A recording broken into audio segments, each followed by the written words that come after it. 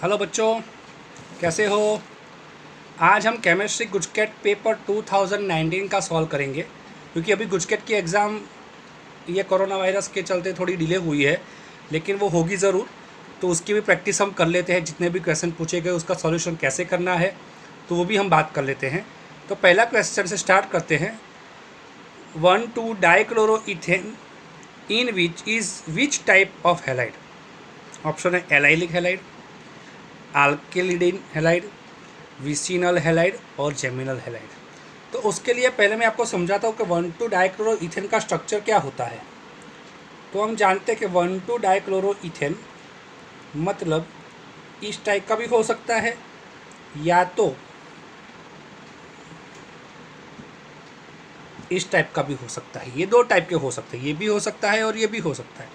लेकिन यहाँ पर 1,2 डाइक्लोरोइथेन जो बोला है, डाइक्लोरोइथेन बोला है, तो डाइक्लोरोइथेन मतलब 1 और 2 पोजीशन बोली है। ये ओनली 1 नंबर की पोजीशन के ऊपर है 2 क्लोरीन, और हमें 1 और 2 किया कहा हुआ है, तो 1,2 डाइक्लोरोइथेन ये हुआ।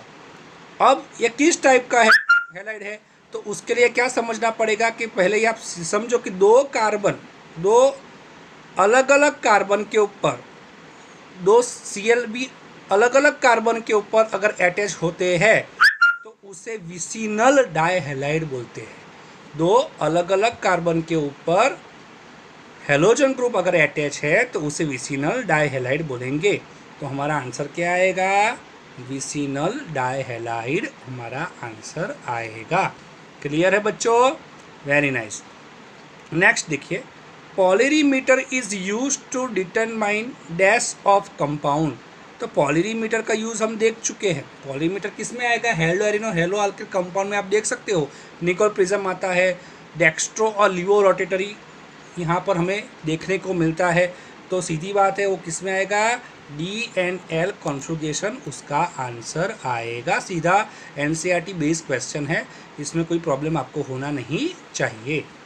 Next is very important question, because ये पूरा पॉलीहेलोजन कंपाउंड से रिलेटेड क्वेश्चन पूछा गया है। Which of the following group of compound are extinguisher, antiseptic, insecticide and anaesthetic respectively. पहले क्या बोला है? एक्सटिंग्यूशर। तो हमेशा आप याद रखो, एक्सटिंग्यूशर जो होता है वो तो हमेशा क्या होता है? CCl4 ही एक्सटिंग्यूशर है। अगर आपको पता हो तो पायरीन के बेस, पायरीन का एक कंपाउंड बनाता है CCl4 जो एक्सटिंग्यूशन में यूज़ होता है। तो CCl4 is a basic thing.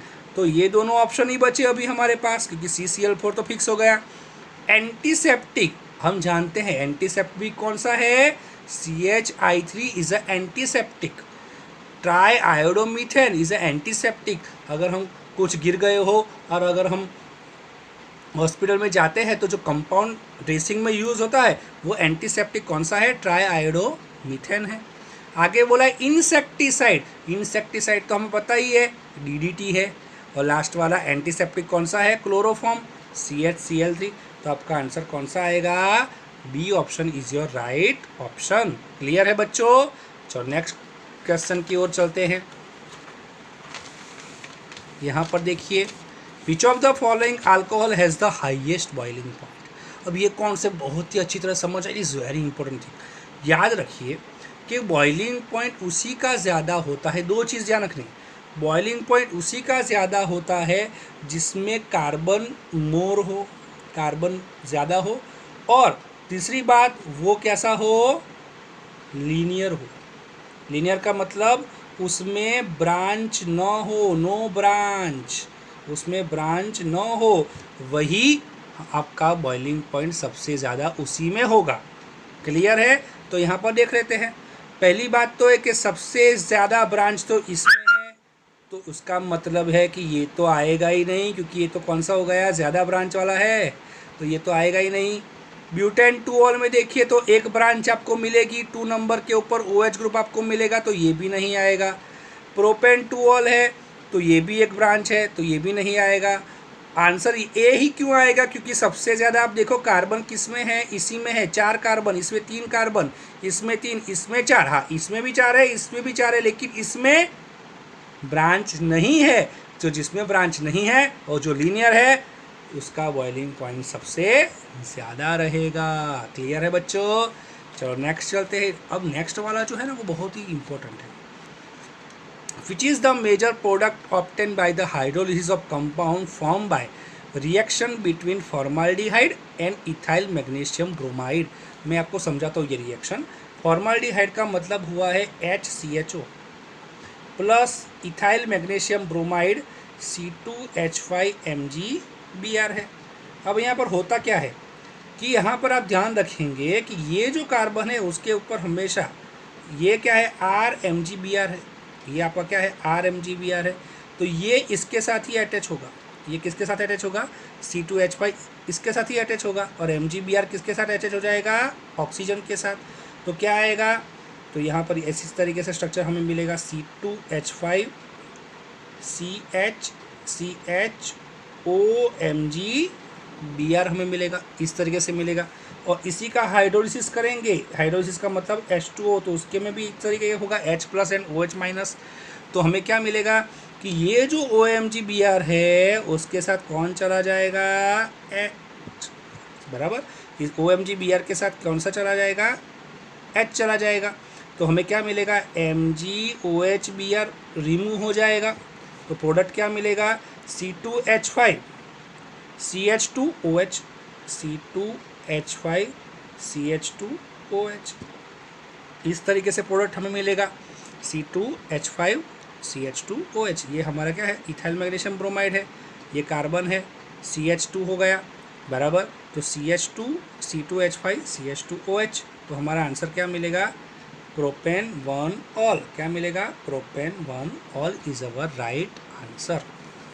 Next, give the IUPAC name of methyl salicylate. तो मिथाइल सैलिसिलेट बनाया किस में से जाता है? पहली बात तो सैलिसिलिक एसिड में से बनाया जाता है। सैलिसिलिक एसिड क्या होता है? OH और COOH। ये सैलिसिलिक एसिड है। इसका क्या करना है? CH3OH के साथ रिएक्शन करनी होती है, अल्कोहल के साथ। जब आपको अल्कोहल के साथ रिएक्शन करोगे तो आपको क्या मिलेगा? तो आपको इस तरीके का स्ट्रक्चर मिलेगा OH COO CH3। तो इसका नाम क्या होगा? IUPAC name. तो ये आपका क्या होगा? तो ये 1 नंबर है। पहली बात तो ये 1 नंबर के ऊपर CH3 ग्रुप है। तो मिथाइल 2 हाइड्रोक्सी बेंजोएट।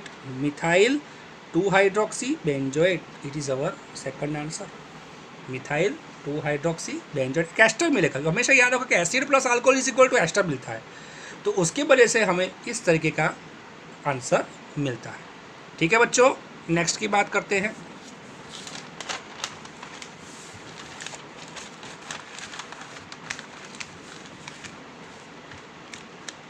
आगे का देखिए, what is the correct order for energy of d orbital during the splitting in tetrachlorido nickelate 2 compound. तो पहले तो ये कंपाउंड कैसा है वो हम जान लेते हैं। निकल क्लोराइड NiCl4 है। अब NiCl4 का मतलब ये क्या होगा इसका? तो ये कौन सा शेप होगा उसका? टेट्राहेड्रल जियोमेट्री होगी इसकी। कौन सी जियोमेट्री है? टेट्राहेड्रल है। और अगर आप जानते हो तो टेट्राहेड्रल में क्या होता है? तो स्प्लिटिंग किस तरीके से होगा? तो इस तरीके से होगा। स्प्लिटिंग किस तरीके से होगा? यहाँ पर इस तरीके से। इस तरीके से क्या होगा? टेट्राहेड्रल में अगर आप जानते हो तो 3 ऑर्बिटल ऊपर आएगी। कौन कौन सी? XY YZ ZX। और नीचे 2 ऑर्बिटल आएगी X² - Y² एंड Z²। तो इस 3 की जो एनर्जी है वो ज़्यादा रहेगी और इसकी एनर्जी है वो कम रहेगी।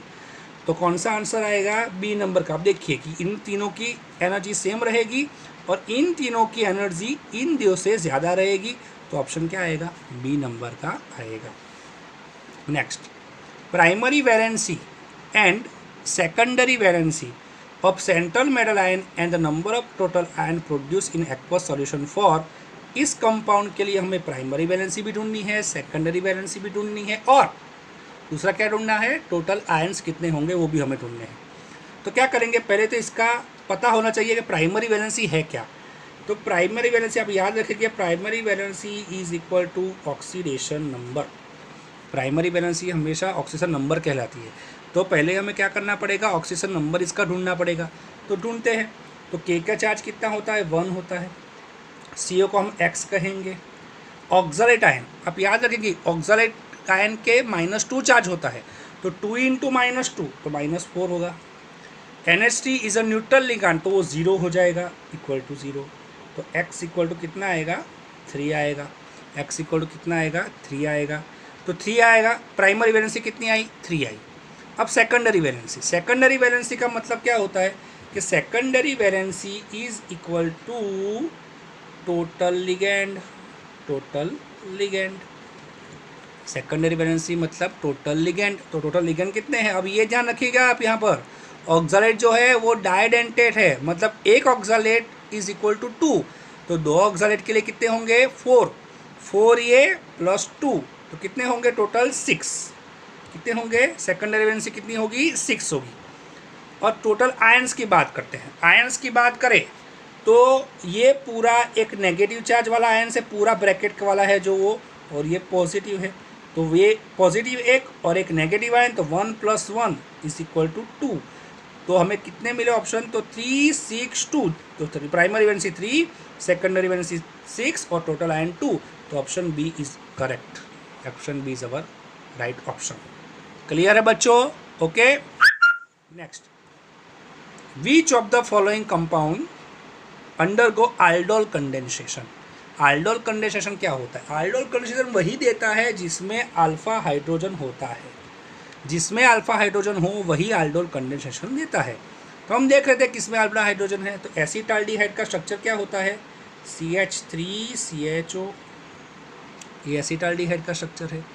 ट्राइक्लोरो एसिटाल्डिहाइड का स्ट्रक्चर क्या होगा, CCl3CHO, ये ट्राइक्लोरो है, बराबर। ट्राई मिथाइल एसिटाल्डिहाइड का स्ट्रक्चर क्या होता है, CCH3CHO, और फॉर्माल्डिहाइड का तो मैं मालूम है, HCHO, बराबर। अब तीनों में देखिए आप, इन सब में CHO के साथ H है तो वो अल्फा हाइड्रोजन नहीं है। अल्फा हाइड्रोजन के लिए अल्फा कार्बन होना ज़रूरी है, अल्फा कार्बन के ऊपर का हाइड्रोजन दिख रहा है। तो यहाँ तो अल्फा कार्बन है ही नहीं, तो ये तो होगा ही नहीं। यहाँ भी अल्फा कार्बन है ही नहीं, बराबर। यहाँ पर है अल्फा कार्बन, यहाँ पर नहीं है, तो ये भी नहीं। इसमें भी अल्फा कार्बन नहीं है, तो ये भी नहीं। इसी में अल्फा कार्बन है, तो इसके ऊपर का हाइड्रोजन अल्फा हाइड्रोजन, तो acetaldehyde is our right option. Clear है बच्चों। Next, benzoic chloride plus sodium benzoate को हीट करेंगे तो क्या मिलेगा, benzoyl chloride plus sodium benzoate. तो हम देखते हैं यहाँ पर कैसे करना है। वो बेंजोइल क्लोराइड है और सोडियम बेंजोइट है। तो बेंजोइल क्लोराइड का स्ट्रक्चर क्या होता है वो देख लेते हैं यहाँ पर। बेंजोइल क्लोराइड का स्ट्रक्चर क्या होता है, ये होता है बेंजोइल क्लोराइड, और सोडियम बेंजोइट बोला है हमें, तो क्या होगा, ये सोडियम बेंजोइट हुआ। ये क्या हुआ, सोडियम बेंजोइट। अब यहाँ से क्या होगा, ये यहाँ से Na और Cl निकल जाएंगे, NaCl निकल गए, तो क्या मिलेगा, CO O और दूसरा क्या मिलेगा, CO। तो ये तो क्या है, ये क्या है, तो ये ऑप्शन है हमारा बेंजोइक एनहाइड्राइड। इसको क्या बोलेंगे, बेंजोइक एनहाइड्राइड। तो हमारा ऑप्शन कौन सा राइट है, पहले वाला is our right option, benzoic anhydride, जो मैंने यहाँ पर आपको समझाया है। नेक्स्ट की बात करें, P ऑप्शन है, तो P KMnO4 KOH, कोई P है उसका इसके साथ रिएक्शन करते हैं तो Q मिलता है, उसकी सोडा लाइम के साथ रिएक्शन करेंगे तो R मिलता है, उसका CH3Cl के साथ रिएक्शन करते हैं तो S मिलता है। हमें क्या बोला है कि P और S जो है वो तो टॉल्यूइन है, तो Q और R कौन सा होगा। तो P की बात करूँ तो P तो टॉल्यूइन है ही, तो ये P है हमारा कौन सा है, टॉल्यूइन है। टॉल्यूइन की रिएक्शन में KMnO4 और KOH के साथ जब करूँगा तो ऑक्सीडेशन होकर हमें क्या मिल जाएगा, बेंजोइक एसिड। और बेंजोइक एसिड का भी सोडा लाइम रिएक्शन करेंगे, सोडा लाइम मतलब डी कार्बोक्सिलेशन रिएक्शन, तो यहाँ से CO2 निकल जाएगा और क्या मिल जाएगा, बेंजीन मिल जाएगा। और बेंजीन की ही वापस में CH3Cl का एनहाइड्रस, मतलब ये फीडर क्राफ्ट रिएक्शन है, फीडर क्राफ्ट करूँगा तो वापस मुझे यहाँ पर टॉल्यूइन मिल जाएगा। तो यहाँ पर P नंबर का और S नंबर का तो टॉलिन मिल गया, तो Q और R कौन से है, तो बेंजोइक एसिड है और बेंजीन है, तो हमारा कौन सा ऑप्शन है, बी नंबर का ऑप्शन है। देखिए आप, बेंजोइक एसिड और benzene is our right option. Type of hybridisation of N and CN_C bond angle in CH3 thrice N, ये तो पूरा क्वेश्चन टेक्सचुअल है। क्या आएगा, sp3 108 हमारा आंसर होगा। नेक्स्ट की बात करते हैं, तो यहाँ पर आप देखो, identify X and Y in following reaction. Benzene diazonium chloride की रिएक्शन अगर Cu पाउडर HCl के साथ करेंगे तो X मिल रहा है, उसकी NH3 के साथ कर रहे हैं तो Y मिल रहा है। तो पहली बात तो बेंजीन डायज़ोनियम क्लोराइड होता है, उसकी रिएक्शन, बेंजीन डायज़ोनियम क्लोराइड की रिएक्शन अगर मैं Cu पाउडर CuHCl के साथ में करता हूँ, याद रखिए तो ये गेटरमैन रिएक्शन है, तो क्या मिल जाएगा, क्लोरोबेंजीन। और क्लोरोबेंजीन की रिएक्शन में NH3 के साथ करूँगा Cu2O के साथ, तो मुझे मिल जाएगा एनिलीन। क्या मिल जाएगा, एनिलीन। तो हमारा आंसर कौन सा है, क्लोरोबेंजीन और एनिलीन। तो कौन सा ऑप्शन है, आप देख सकते हो डी ऑप्शन है, क्लोरोबेंजीन और aniline is our right option. आगे की बात करें, why glucose is called glucopyranose. Option है, glucose is a cyclic compound containing 6 carbon atom, glucose is ketohexose, glucose is a cyclic compound containing C atoms and 1 oxygen atom and glucose is aldohexose. तो glucopyranose इसलिए कहते हैं कि इसका structure इस तरीके का है। अगर आप देखेंगे ग्लूकोज का स्ट्रक्चर, तो यहाँ पर यहाँ पर क्या है, O है, तो यहाँ पर क्या होगा, HOH HOH OH H OH H CH2OH और H, ये स्ट्रक्चर होता है। तो यहाँ पर देखिए आप कि ये साइक्लिक स्ट्रक्चर है। यहाँ पर कार्बन एटम कितने हैं, तो 5 कार्बन एटम है। देखिए आप, ये 1 2 3 4 और ये 5 कार्बन और 1 ऑक्सीजन है, तो C ऑप्शन है हमारा। देखिए आप, बराबर, ये मैंने 5 लिखा हुआ है, यहाँ पर थोड़ा 5 है ये, बराबर, ठीक है, 5 लिखा हुआ है। आगे की बात करें नेक्स्ट क्वेश्चन की, तो विच protein present in muscles insoluble in water. Muscles में कौन सा, सीधा क्वेश्चन है, सीधा आंसर है मायोसिन होता है। कौन सा होता है, myosin. Terylene is a condensation polymer of dash and dash. तो याद रखिए, टेरेलिन जो मिलता है वो डाईमिथाइल टप्थेलेट और इथिलीन ग्लाइकोल में से मिलता है। डाईमिथाइल टप्थेलेट ये रहा, और इथिलीन ग्लाइकोल ये एस्टर है, बराबर, ये एस्टर में से मिलता है। इन दोनों का आप कंडेंसेशन करेंगे तो आपको टेरेलिन मिल जाएगा। अगला क्वेश्चन है, which of the following mineral of ion is in the form of carbonate. ऐसा कौन सा आयन का और है जो कार्बोनेट के फॉर्म में होता है। ऑप्शन है आपके पास, ये रहे ऑप्शन है आपके पास, आयन पाइराइट्स, मैग्नेसाइट, सीडेराइट और हिमेटाइट। तो अगर आपको फॉर्मूला सबका पता होना चाहिए, तो सीडेराइट जो ऐसा है उसका स्ट्रक्चर है FeCO3, इसका होता है FeCO3, तो it is our right answer. Which of the following hydride is the most stable. अब स्टेबल की बात करें तो पहले तो मैं आपको ये समझा दूँ कि जो ऊपर से नीचे तरफ आप जाते हैं तो बॉन्ड की जो स्ट्रेंथ होती है वो कम हो जाती है। एग्जाम्पल लेते हैं, जैसे कि NH की बात करूँ तो ये NH है, NPAS SB NBI। तो SB की बात करो तो SB और हाइड्रोजन का बॉन्ड लेंथ जो होती है वो SBH की सबसे ज़्यादा है, जब NH की बॉन्ड लेंथ है वो सबसे कम है। तो इस बॉन्ड को ब्रेक करने के लिए एनर्जी हमें ज़्यादा देनी पड़ेगी, जब इस बॉन्ड को ब्रेक करने के लिए एनर्जी हमें कम देनी पड़ेगी। और ऊपर से नीचे तरफ हम जाते हैं तो थर्मल स्टेबिलिटी कम होती है, थर्मल स्टेबिलिटी कम होती है। इसलिए सबसे पहला ऑप्शन कौन सा होगा, NH is the highest thermal stability, so answer is NH3, answer is NH3। Next question is very important. In which of the following pair of oxy acid of phosphorus oxygen states of P, phosphorus की कौन से compound में oxygen state same नहीं है, same नहीं है पूछा, मतलब एक ऑप्शन ऐसा होगा कि इसमें सेम नहीं है, बाकी सब में सेम है।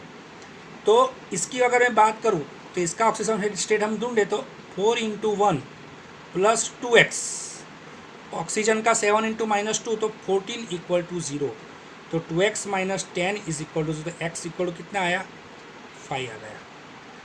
और यहाँ पर देखें तो 3 × 1 plus x minus 6 equal to 0, तो x इक्वल टू कितना आएगा 3 आएगा। तो यहाँ पर 5 आया और यहाँ पर 3 आया, तो पहला ही ऑप्शन हमारा होगा क्योंकि यही सेम नहीं है, बाकी तीन में तो सेम ही आएगा बराबर। तो फर्स्ट इस आप ट्राई कर सकते हो, आप अपने तरीके से देख सकते हो, तीनों में सेम ही आएगा बराबर। तो ये आपको ध्यान रखना है। नेक्स्ट है which of the following order of acidic strength is, which of the following order of acidic strength is correct. तो यहाँ पर आप देख सकते हो कि एसिडिक स्ट्रेंथ किसके ऊपर डिपेंड करती है, तो acidic strength is proportional to more oxidation state. जिसकी ऑक्सीडेशन स्टेट सबसे ज़्यादा होगी वो हाईली एसिडिक होगा। तो यहाँ पर आप देखिए कि इसकी ऑक्सीडेशन स्टेट Cl में ढूंढेंगे आप, तो आपको मिलेगा 4 × -2 + 1 मतलब 7 मिलेगी। इसमें आप ढूंढोगे तो 5 मिलेगी। इसमें आप ढूंढोगे तो -4 + 1 तो कितना मिलेगा 3 मिलेगा, और इसमें आप ढूंढोगे तो 1 मिलेगा बराबर। तो हमें तो ये ढूंढना है कि सबसे ज़्यादा किसकी है, और एसिडिक स्ट्रेंथ ज़्यादा से कम तरफ जाती है ना, एसिडिक स्ट्रेंथ तो ज़्यादा से कम तरफ चलती है, सॉरी कम से ज़्यादा तरफ चलती है। तो यहाँ पर तो 7 5 3 1 है, तो ये ऑप्शन नहीं आएगा, यहाँ पर ये ऑप्शन भी नहीं आएगा। आप देख सकते हो इसमें कितना होगा 3 होगा, 3 है, 1 है, फिर कौन सा होगा बराबर 7 है, और फिर कौन सा है 5 है। तो यही ऑप्शन हमारा सर्च होगा, क्योंकि ये इसमें कितना होगा 1, इसमें कितना होगा 3 है, इसमें 5 है और 7, तो ये इंक्रीज़ हो रहा है, ये इंक्रीज़ हो रही है एसिडिक स्ट्रेंथ, तो यही हमारा राइट ऑप्शन है। ठीक है बच्चों, तो यहाँ पर ये सब मैंने क्वेश्चन आपको कराए गुजकेट के। अगर आपको ये वीडियो बहुत ही अच्छा लगा है तो आप उसको लाइक करें, सब्सक्राइब करें, शेयर करें और बहुत मेहनत करें। इसी तरीके के क्वेश्चन आते हैं गुजकेट में और इसी में से ही क्वेश्चन आएंगे, तो आप प्रैक्टिस कीजिए। अगर कोई भी प्रॉब्लम है तो आप कमेंट सेक्शन में मुझे लिखिए, तो मैं आपको और क्वेश्चन की प्रैक्टिस कराऊंगा गुजकेट के। ठीक है, ओके, थैंक यू बच्चों, thank you very much, thank you. अगले सेशन में हम मिलते हैं। ठीक है।